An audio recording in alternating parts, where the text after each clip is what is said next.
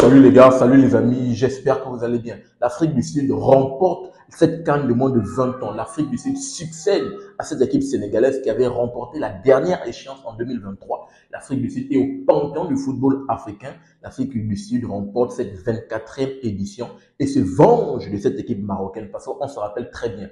Lorsque le Maroc avait remporté la CAN en 97, le Maroc avait battu cette équipe sud-africaine en finale. Donc l'Afrique du Sud se venge pour, on va dire quoi, 28 ans plus tard, et remporte cette première étoile historiquement. Il n'avait jamais remporté, pour cette catégorie de moins de 20 ans, il n'avait jamais remporté cette CAN et il se venge, il vient recoller à une étoile à cette équipe marocaine, juste historique sur le continent. Dans cette vidéo, on va revenir par rapport à cette grande finale qui s'est déroulée aujourd'hui. En fin de vidéo, je vais également donner les différents trophées qui ont été remis à part, trophées individuels, voire même les trophées collectifs qui ont été remis aux différents joueurs, mais également aux différentes nations. On va en parler dans cette vidéo. Je tiens toujours à le rappeler et c'est le plus important, les gars. Sur cette chaîne Super 7, on va pousser et on va mettre en avant le football africain autour des compétitions africaines de football. Comme vous pouvez le constater, depuis le début de cette CAN, je fais pas mal de contenu et là, on arrive au terme de cette CAN de moins de 20 ans, au terme de cette fenêtre autour de cette grande fête, autour des petites catégories de moins de 20 ans. Donc, les gars,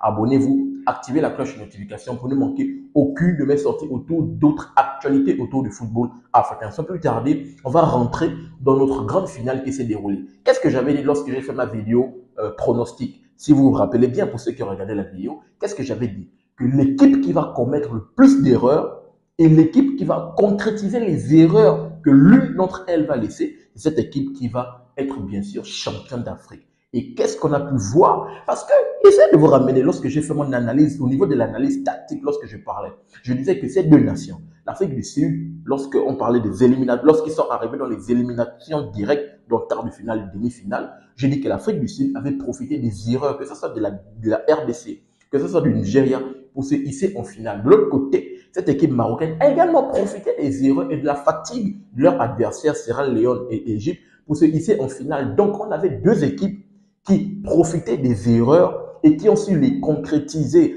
Maintenant, vu que ces deux équipes arrivaient en finale, ces deux équipes montraient de belles choses. Donc, l'une des deux équipes qui devait faire le plus d'erreurs, bien sûr, et l'autre, parce que quand tu fais une erreur, il faut également arriver à concrétiser. Et lorsque tu arrives à concrétiser, bien sûr, tu arrives à être juste champion d'Afrique. Et qu'est-ce qu'on a pu voir? Première mi-temps, en tout cas, au moins de 5 minutes de jeu, le Maroc commet déjà sa première erreur manifeste du défenseur, lui fait une mauvaise passe au gardien, mais heureusement que l'attaquant sud-africain va se manquer de justesse pour venir crucifier le gardien. Donc, c'est déjà la première erreur, alerte rouge du côté de la défense marocaine. Mais après, les jeunes petits Marocains vont se ressaisir, ils vont procurer de belles choses, mais ils ont quand même été très forts. On a eu accès à deux équipes miroirs, à deux équipes qui étaient fortes offensivement.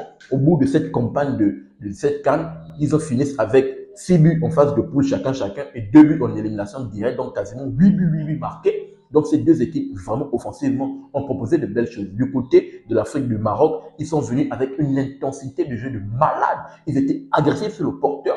Ils ont poussé cette équipe sud-africaine dans leur dernier retranchement. De l'autre côté, l'Afrique du Sud a montré que techniquement également, ils étaient très forts. Ils ont su sortir à certains moments de cette domination du côté marocain là, et avec des circuits de passes assez intéressants, ils se sont procurés des belles choses. Donc, on a eu une première mi-temps vraiment tactique de la part de ces deux équipes. Le Maroc était fort également techniquement, mais également avait appliqué un jeu juste agressif sur le porteur de balle. De l'autre côté, l'Afrique du Sud, techniquement, a su sortir un peu la tête de l'eau de ce pressing-là marocain. Mais je tiens à rappeler que le Maroc peut sortir de cette première mi-temps en menant au score. Cette équipe marocaine peut mener au score si le petit joueur numéro 11 sur le côté gauche ne se manque pas. Ilyas Boumaswadi, oui, Ilyas Boumaswadi, s'il ne se manque pas, je pense à 2 reprises, il a la possibilité de faire mouche.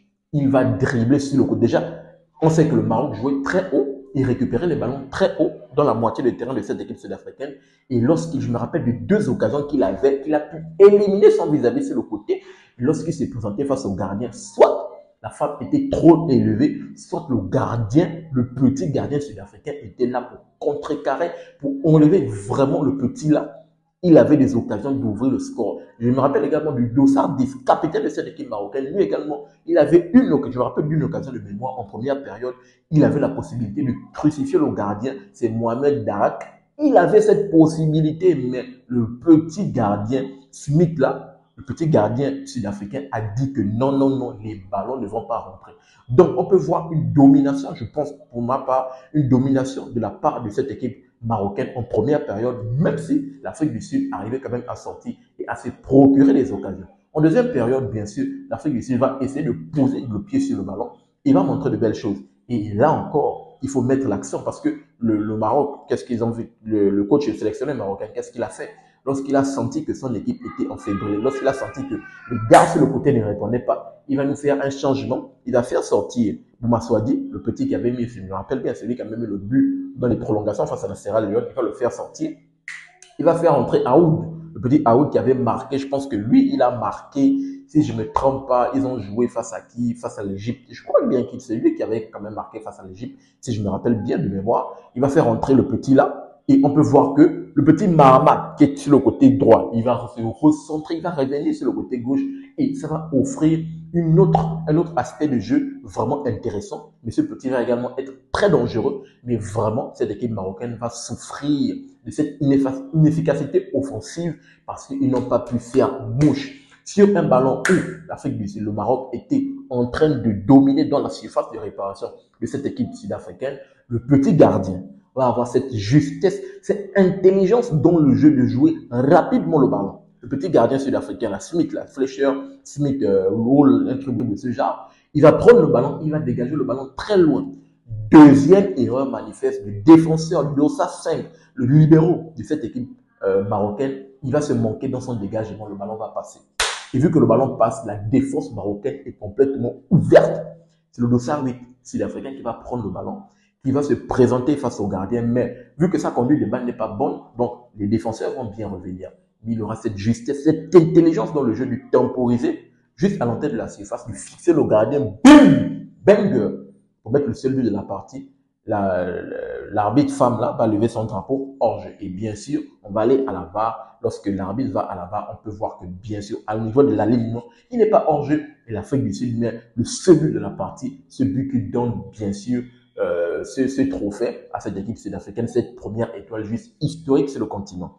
Donc, vraiment, c'est à saluer cette belle performance de la part de cette équipe sud-africaine. Et on peut voir juste en fin de match, le petit Mahamad, là, que j'ai dit qu'on a recentré sur le côté gauche, il a eu la possibilité, je me rappelle une action sur le côté, débordement, je pense que c'est le latéral qui prend le ballon sur le côté, il arrive à transpercer la défense, il va faire une passe au second poteau, Mahamad ne met pas la tête ajustée, c'était la tête qui devait donner l'égalisation et emmener les deux équipes aux prolongations. Il ne va pas pouvoir mettre cette tête.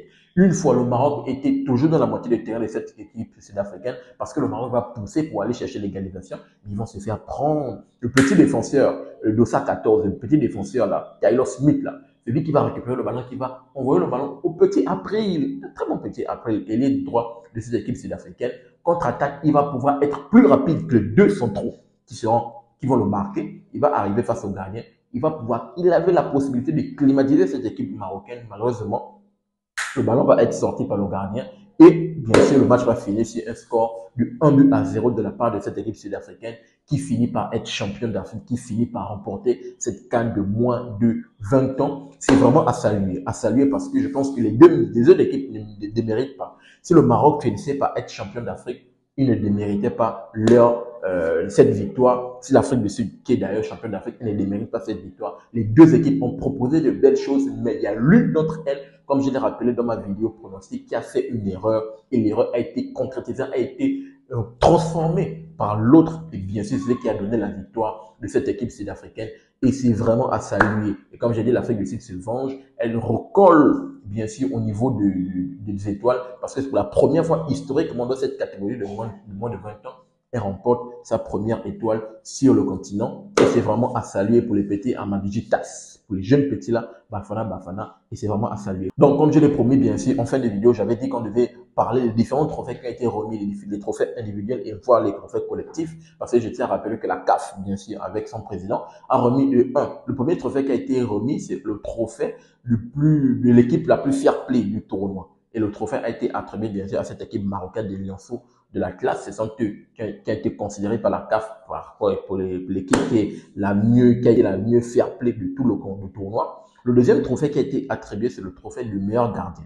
Et le meilleur gardien, bien sûr, est attribué à Fletcher Smith, le petit gardien sud-africain qui a épuré les attaquants de cette équipe marocaine. Il a vraiment épuré. Il était impeccable dans ses cages. Et c'est lui qui a mis cette passe décisive, bien sûr, au petit Dossari de cette équipe sud-africaine pour venir climatiser cette équipe marocaine. Et le troisième trophée, bien sûr, qui est attribué, c'est le meilleur joueur du tournoi. Je pense que ce trophée, quand même, il est quand même assez discutable parce que même le gardien, ok, c'est bon. Il est champion. Le Maroc, ok, équipe fair play, c'est normal. Mais le meilleur joueur du tournoi, ça a été remis au petit Tyler Smith, défenseur. Et vraiment, ça a été impressionnant. J'ai été choqué de savoir que oui, ce petit a été le meilleur joueur du tournoi. Je pense que c'est quand même assez discutable. Mais vu que c'est l'équipe championne qui a quand même la majorité des voix en sa faveur, et le petit est sorti de l'on se rappelle bien, c'est lui qui a mis ce but en demi-finale face à cette équipe nigérienne. Ils ont profité une fois de plus. C'est lui qui a mis ce but de la tête de Ghané qui était mal sorti. Et bien sûr, celui qui remporte le trophée de meilleur joueur, un petit jeune défenseur de FA14 de cette équipe sud-africaine. Et ensuite, ils ont passé la médaille de bronze. La médaille de bronze est remise à cette équipe nigériane qui est bien sûr qui domine cette catégorie de moins de 20 ans avec 7 étoiles en sa faveur. Ils ont battu dans la petite finale face à l'Égypte, ils ont battu cette équipe égyptienne au tir au but une fois de plus parce qu'ils sont très forts quand même dans le tir au but, il faut le rappeler. La médaille d'or, la médaille d'argent est remise bien sûr à cette équipe marocaine et la médaille d'or, c'est bien sûr cette équipe sud-africaine qui est au panthéon du football africain, qui est championne d'Afrique. C'est juste incroyable pour son première fois historiquement.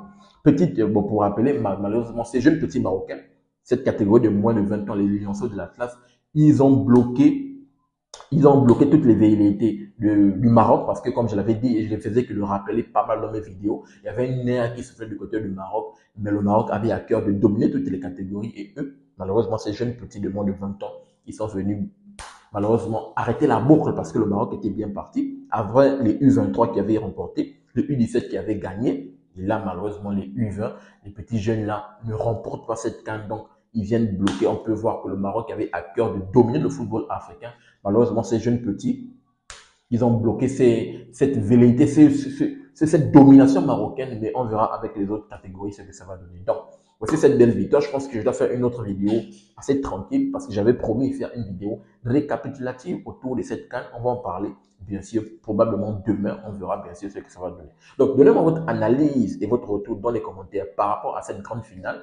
Pensez-vous que c'est l'équipe qui a été meilleure au bout de ce match-là qui l'a remporté? Et qu'avez-vous pensé de la performance de cette équipe marocaine? Je vous attends dans les commentaires pour avoir votre avis et votre opinion. N'oubliez pas de vous abonner, de liker, et surtout activer la cloche de notification pour ne manquer aucune de mes sorties. Peace. Très bientôt les gars.